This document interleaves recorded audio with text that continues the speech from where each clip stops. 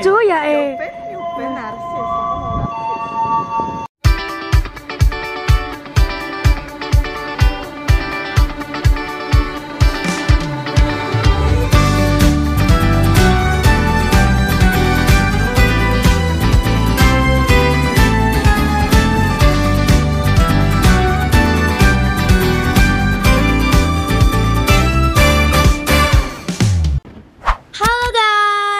Jadi hari ini kita lagi ada di Monumen Pers Nasional Solo. Di sini kita bakal cari tahu apa sih yang ada di Monumen Pers Solo. Yuk ikutin kita terus. Kamu bilang aku tak sama, tak seperti saat pertama. Aku bilang mungkin pikiranmu saja. Sebelumnya, yuk kenalan dulu sama anggota kelompok 9.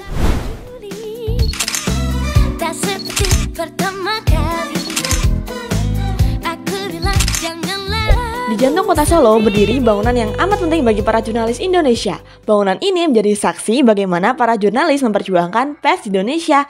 Menarik bukan? Yuk langsung saja kita menjelajah Monumen Pers. Gedung yang kini kita pijak dulunya adalah Sosietas Sasana Soeka, sebuah balai pertemuan bergengsi milik kerabat Mangkunegaran yang dibangun pada 1918 atas prakarsa dari KGPAA Sri Mangkunegaran 7. Tepat di ruangan ini, pada 9 Februari 1946 diselenggarakan konferensi wartawan perjuangan kemerdekaan Indonesia. Dari sinilah semangat persatuan mengemuka dan lahirlah Persatuan Wartawan Indonesia. By the way, masuk ke Monumen Pers itu gratis loh guys. Pertama-tama kita masuk ke gedung induk. Nah, di sini kita bisa menjumpai denah Monumen Pers, patung-patung para jurnalis hebat, serta penjelasan mengenai masing-masing ruangan yang ada pada Monumen Pers, seperti ruang audiovisual, ruang digitalisasi, ruang perpustakaan, ruang front office, dan juga ruang pamer. Ruang-ruangan ini telah mengalami perubahan. Kira-kira seperti apa ya tampilannya?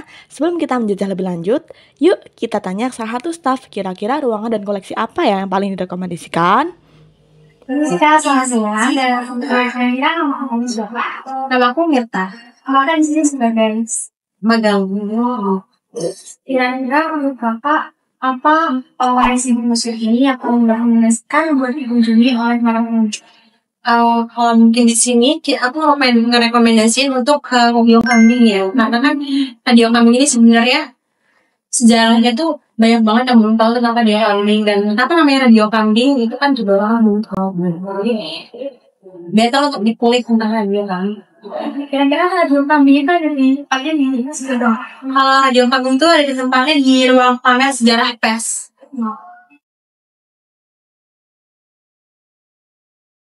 Lalu kita memasuki ruangan Mangkunegaran.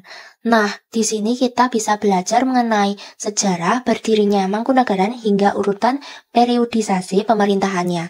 Selain itu, kita bisa melihat koleksi fonograf yang dulunya digunakan untuk memutar piringan hitam di Mangkunegaran.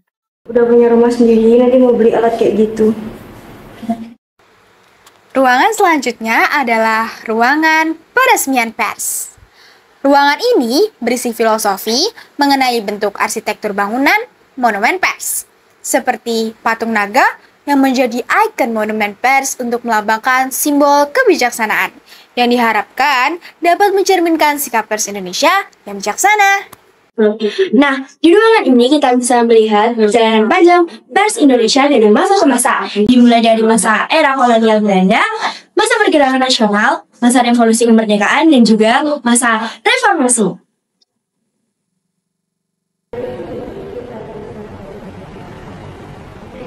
Ada Pak Soeharto juga. Ada Pak Soeharto, bentar. Look at that, Pak Soeharto sama istrinya. Ibu Titi Mas siapa? Istrinya mantan istrinya Prabowo ya.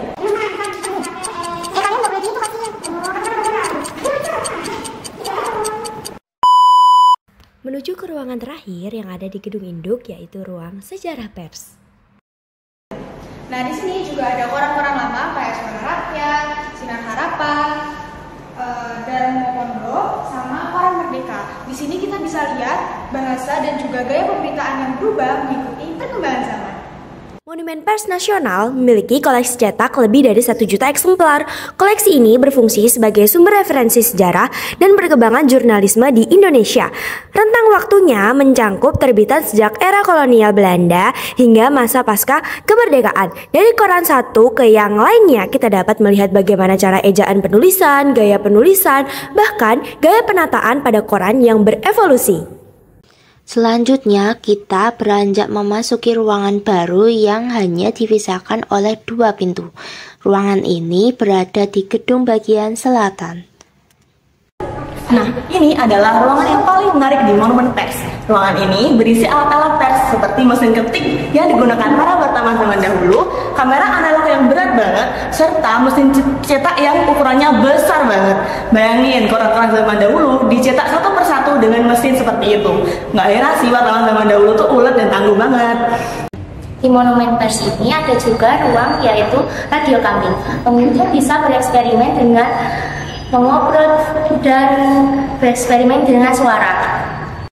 Radio kambing yang dulunya dipergunakan untuk pemancar Radio Republik Indonesia atau RRI yang difungsikan ke kandang kambing oleh para pejuang pada masa agresi militer Belanda kedua untuk menghindari penyitaan dan tetap menyiarkan berita mengenai Indonesia. Lalu ada kamera kayu, kamera analog format besar yang sebagian material kameranya terdiri atas kayu. Dan ruangan ini juga menyimpan alat komunikasi zaman dulu seperti kentongan dan kerang, dilengkapi dengan tulisan yang berbunyi irama membaca fenomena alam.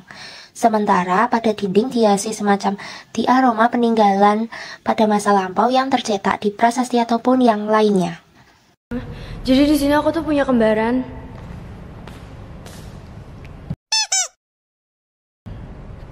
Dan ya, aku pengen berlayar bersama mereka. Sama Najma tuh, ya Allah, Masya Allah, tiba-tiba mau berlayar. Mau berlayar. Ternyata langsung berubah jadi. Ya mati. Kita akan siap berlayar.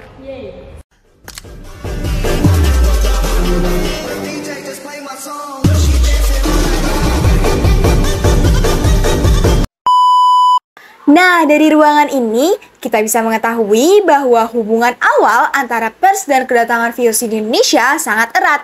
Karena VOC lah yang membawa mesin cetak dan memulai pers di abad ke-17. Supaya informasi lebih lengkap, mari kita dengarkan pendapat dari salah satu pengunjung mengenai ruangan ini. Sebelumnya namanya Bapak, silakan perkenalkan diri terlebih dahulu. Ya baik, nama saya Ferry, saya dari Palu, Sulawesi Tengah. Datang ke Solo untuk melihat-lihat bagaimana sejarah pers di Indonesia ini.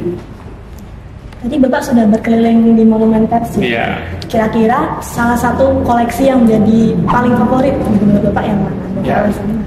Ya, saya kira kan hampir semuanya koleksi ini bagus. Tapi yang menarik itu kan kalau sejarah perjuangan pers itu di sini ada mesin ketik itu. Nah itu kan bagaimana dulu para jurnalis memperjuangkan hak-hak publik melalui tulisan dengan mesin ketik, itu kan luar biasa. Itu era sekarang kan sudah lebih modern itu kan. Tapi kalau kita flashback, nah itu jauh lebih menarik karena orang-orang tokoh-tokoh pers kita zaman dulu bekerja keras untuk memperjuangkan aspirasi rakyat melalui mesin ketik. Beranjak dari lantai 1 menaiki lantai 2, kita akan menemukan perpustakaan. Perpustakaan di sini terbagi menjadi 2, yaitu untuk anak-anak yang bertema santai dan perpustakaan untuk dewasa. Perpustakaan Monumen Pers sangat nyaman untuk tempat belajar. Ini semakin tervalidasi dengan banyaknya mahasiswa, pekerja, bahkan para siswa untuk datang dan bergelut dengan pekerjaannya.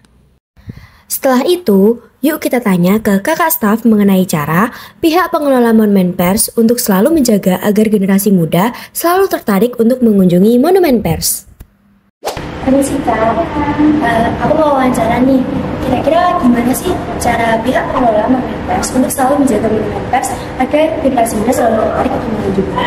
Oke, kita di sini ada beberapa cara. Yang pertama melalui media digital, karena kita membuat konten-konten yang menarik juga. Karena kan generasi sekarang lebih banyak menggunakan media digital ya Kak, untuk melihat.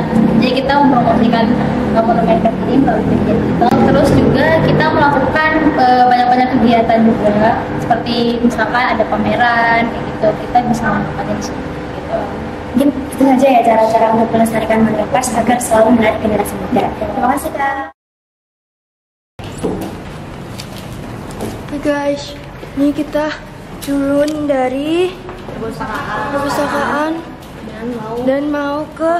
Setelah puas berkeliling di Monumen Pers, yuk kita dengerin pendapat salah satu pengunjung di sini. Apa pesan dan nilai kamu setelah berkunjung ke sini? Pesan dan kesan ya Bu?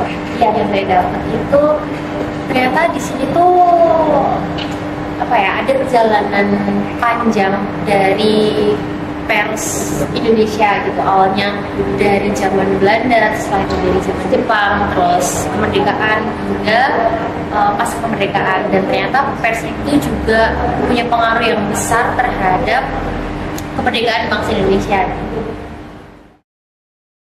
Itulah perjalanan kami mengunjungi Monumen Pers. Terima kasih sudah menonton dan sampai jumpa lagi.